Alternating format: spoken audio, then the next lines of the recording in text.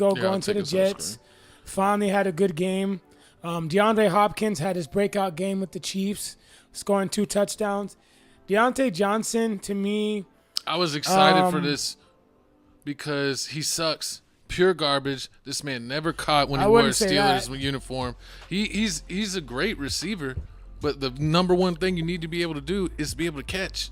Mm-hmm. And he was like leading the league in drops when he played for the Steelers. So I'm hoping he keeps that up, especially with Lamar and his non-throwing self. I think it's a match made in heaven. Yeah. I mean, and all they gave away for him was a 5th round draft pick, so it's not really that bad. I mean, if he don't pan out, you can just release him or put him on a practice squad because we'll take him on the Giants. Exactly. I mean, anybody will take a hit. He'll take him. Giants he's a solid number. He's probably a low end. Giants and the Cowboys will take anybody like right now. Third option. Amari Cooper forgot to change his tampon. Whoa. Sorry, but no, go ahead. No, because he set out with a supposed wrist injury. Wrist injury. Yeah, supposedly. Yeah. He was just waiting for the trade. He hasn't really done anything except, he scored 1 touchdown in his first game with the Bills, but against Seattle, he didn't do anything. And then, of course, this past game with a wrist injury, last minute, was out. Mm-hmm. So, honestly, he needs to do more because he's at the point in his career where he is a low-end number 1. Mm-hmm. He's probably like an 800-yard, maybe 1,000-yard receiver, but he's just not, the 2015 Amari Cooper, the 2019 Cooper. Do you think the Bills will be a perfect fit? They can kind of play that role? Or do they needed a receiver, but they probably should have traded for somebody else. True. I mean, yeah. But unfortunately, they had to get with what they got. I mean, they gave up a 3rd round and a 7th round for him. I mean, he is the number 2 right now on the team. I mean, the only one they really got is Coleman and Shakur. Well, I would argue that Shakur, my bad. Shakur might be a better player in his career than. Look what he's doing. What are you counting? You counting receptions? You counting yards? You counting touchdowns? Everything. I doubt He's been way better than Amari Cooper has. I mean, look at look what quarterbacks he had. He had Dak. He had and he ate with Dak. They let him go. Then he had the Browns. He didn't eat with the Browns. Yes, he did. No, he didn't. Yes, he did. Deshaun Watson was there. He had like 1,000 yards, bro. He was like a top 10 fantasy. How long he was? How long he was there for? At least 2 seasons. We got to see. He got traded, I think, in 2020. He did good. The team didn't. Yeah, 2022, right, Gavin? He had good stats, but the team never did anything. So it's hollow stats. But what do you think about any of these bottom ones? What it looks like?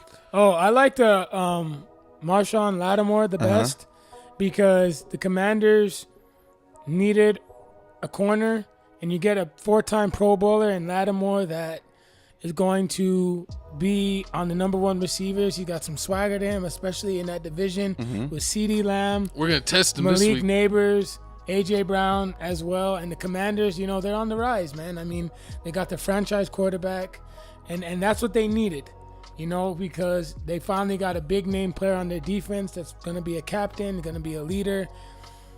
Dan Quinn, a defensive-minded coach.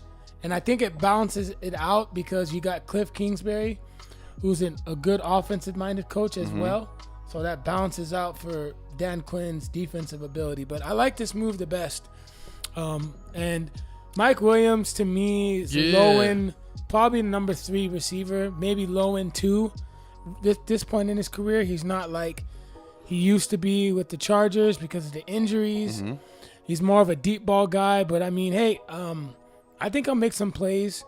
I think he'll be perfect for the Steelers. I think he'll fit in Gavin as a 3rd. Loves Mike Williams. No, not like that. But I think we need help. We need somebody. Definitely. And I think he could be a 3rd option, pseudo 2nd option. You got Pickens out there doing his thing.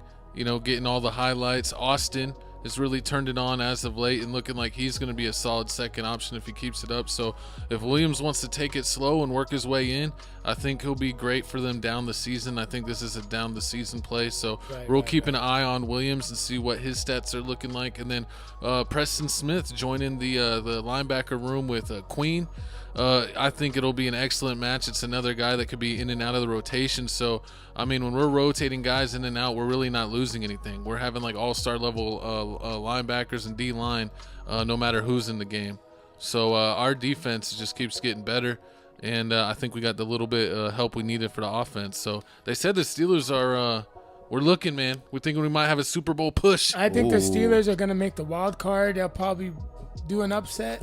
We win in the division. What do you mean? They said they We win in the division. We beaten the Ravens twice. Let's bet 100. Put it on a sticky note. Bet 100 on it. Bet 100. Beat the Ravens twice? Bet 100 No, on it. I can't. That's a rivalry game. Rivalry games never go the way they're supposed to. Facts. But that's why I pick us to win, because I think the Ravens will be favored, and that's usually when we beat them. Every time the Ravens are favored, we usually beat them. I think y'all will split with them. We'll see. As long as we don't lose both, Yep. that's fine. But speaking of losing and winning, we need to see the